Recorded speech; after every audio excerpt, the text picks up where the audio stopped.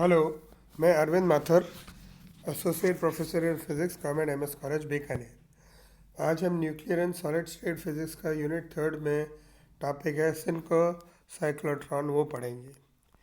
सिंको cyclotron या हम इसको फ्रीक्वेंसी मॉड्यूलेटेड साइक्लोट्रॉन्स भी कह सकते हैं। हमने देखा था कि इन साइक्लोट्रॉन्स में जब पार्टिकल ऑक्सीलेट करता है तो हायर वेलोसिटी के कारण वेलोसिटी में उसका मास का आइंस्टाइन के रिलेशन के कारण मास का वेरिएशन उत्पन्न होता है।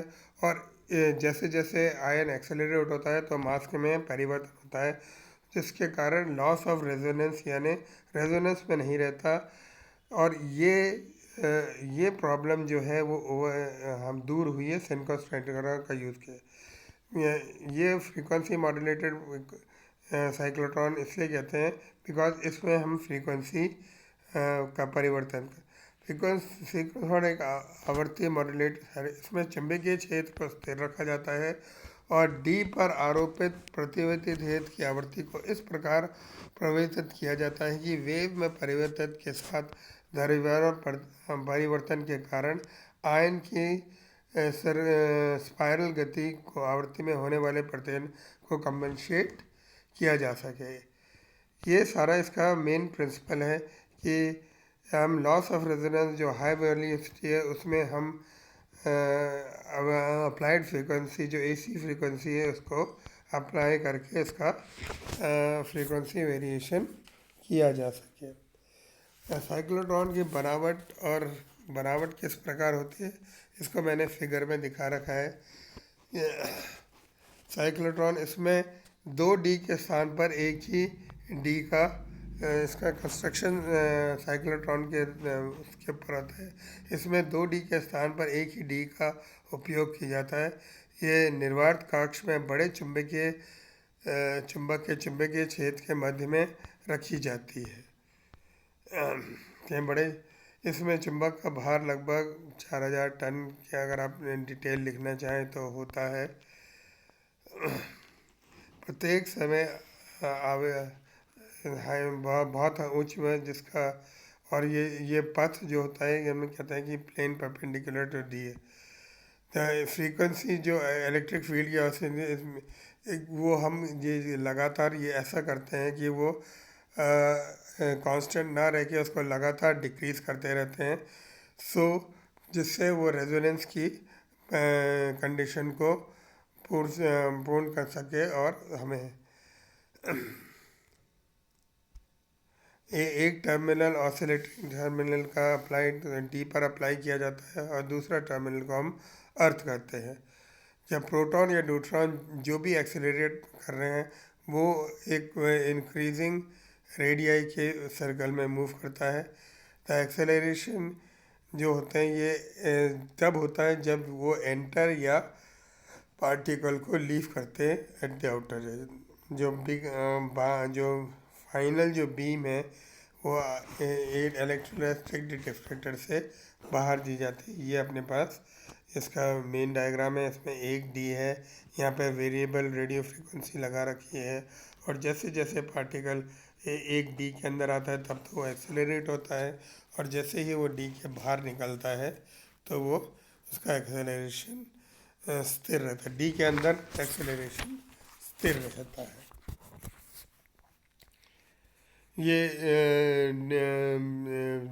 जो फर्स्ट साइक्लोट्रॉन जो बना था वो कैलिफोर्निया फिक्सलर बेकले में बनाए गए सर्वप्रथम बनाया गया था बेकले में यूएसए में। और इसके जो डायमीटर्स थे वो 184 थे और इसमें जो फ्रीक्वेंसी ऑफ ऑसिलेटर जो हमने जो इसमें काम में लिया था वो 36 मेगाहर्ट्ज से लेकर 18 मेगाहर्ट्ज तक डिक्रीज़ किया जाता। ये जो 36 मेगाहर्ट्ज तो इनिशियल फ्रीक्वेंसी थी और जब प्रोटॉन इसके अंदर मूव कर रहे थे और उसकी वेलोसिटी बढ़ रही थी तो उसकी जो फ्रीक्वेंसी है उसको कम करके 18 मेगाहर्ट्ज पे ला दिया। इस समय प्रोटॉन्स पर पास इतनी मैक्सिमम एनर्जी हो जाती थी। This change field was done और हम ये जो चेंज करते थे ये 64 टाइम्स पर सेकंड का वेरिएशन होता था। मैग्नेटिक फील्ड जो इसके अंदर था वो चेंज होता रहता था, वो टेस्ला था। और ये एक्सेलरेटर, इससे हम प्रोटॉन्स को 740 मेगा वाट तक एक्सेलरेट कर सकते हैं।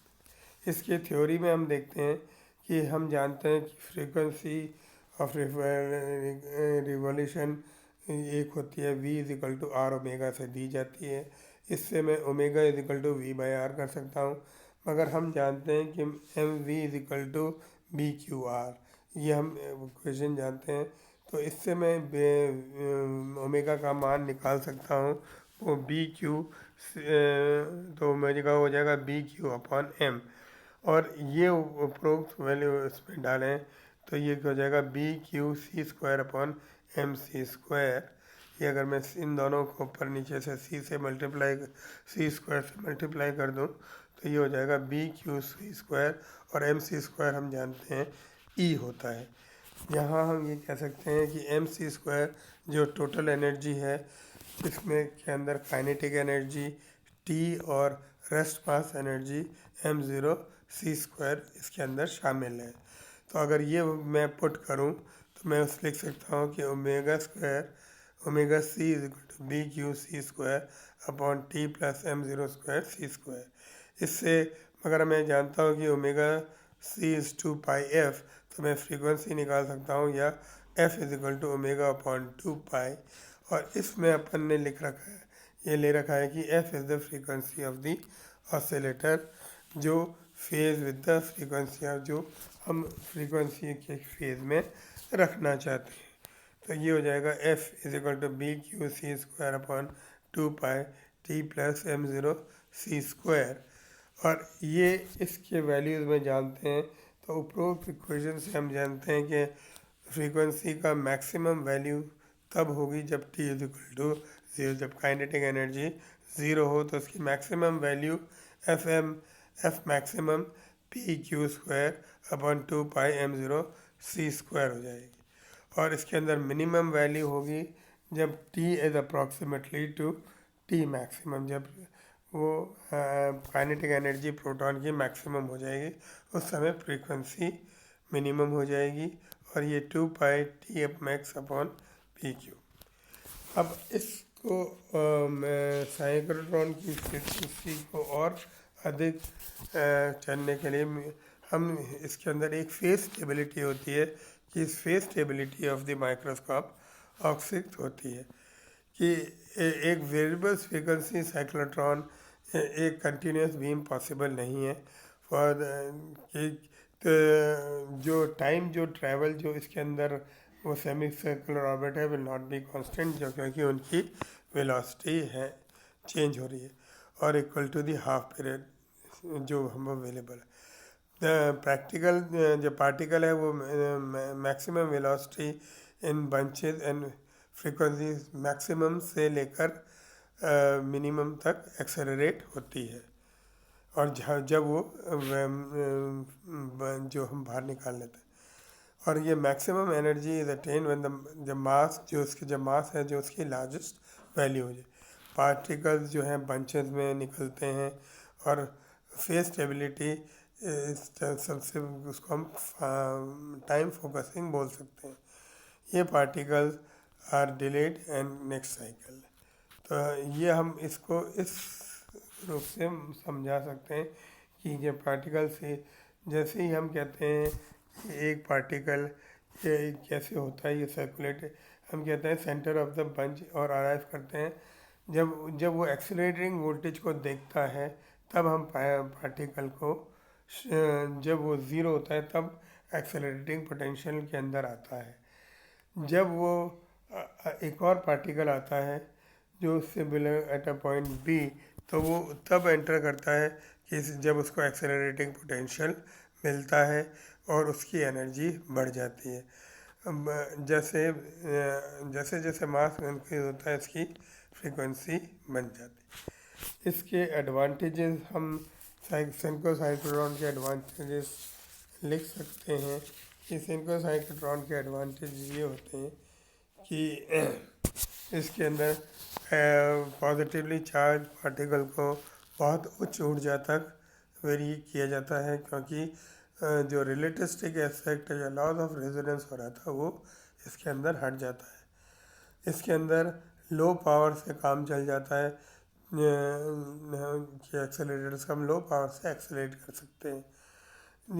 एक डी होने के कारण इलेक्ट्रिकल और मैकेनिकल डिज़ाइन आसान बढ़ जाता है, मगर इसमें एक प्रॉब्लम ये रहती है कि जो आउटपुट बीम का जो करंट है जो बहुत कम होता है, और फ्रैक्शन ऑफ माइक्रोस और इवन लोअर देन दैट, बहुत कम आउटपुट करंट मिलता है जिसको हमें बहुत एम्पलीफाई करना पड़ता है, और उसी के बाद हम इसको काम में ले सकते हैं।